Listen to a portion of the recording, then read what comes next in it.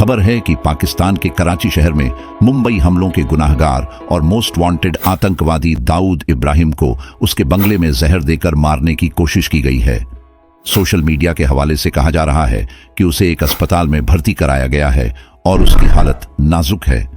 दाऊद इब्राहिम को पहले भी कई गंभीर बीमारियों से जूझने का दावा किया गया था और पिछले दिनों उसके पैर की 2 उंगलियां काट दी गई थीं। दाऊद इब्राहिम को 1993 के मुंबई बम विस्फोटों के मास्टरमाइंड के रूप में जाना जाता है, जिसमें 250 से अधिक लोगों की जान चली गई थी।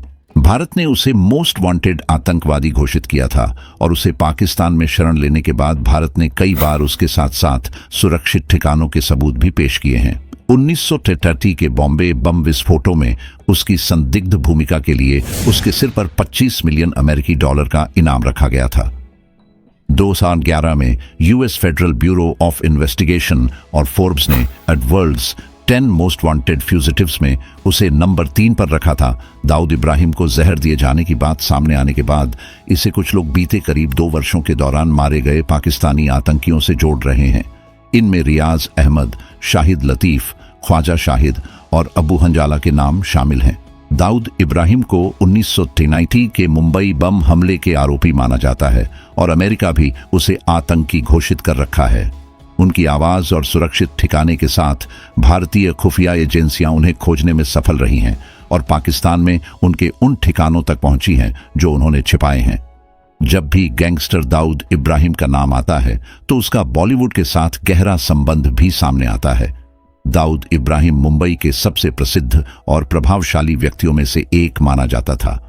90 के दशक में बॉलीवुड उद्योग में भी दाऊद का बड़ा प्रभाव देखा जा सकता था। कहा जाता है कि उस दौर में हिंदी फिल्म उद्योग और उसमें काम करने वाले कलाकार उसकी गिरफ्त से बच नहीं सके थे। बॉलीवुड के ग्लैमर और पैसे ने दाऊद का ध्यान आकर्षित किया।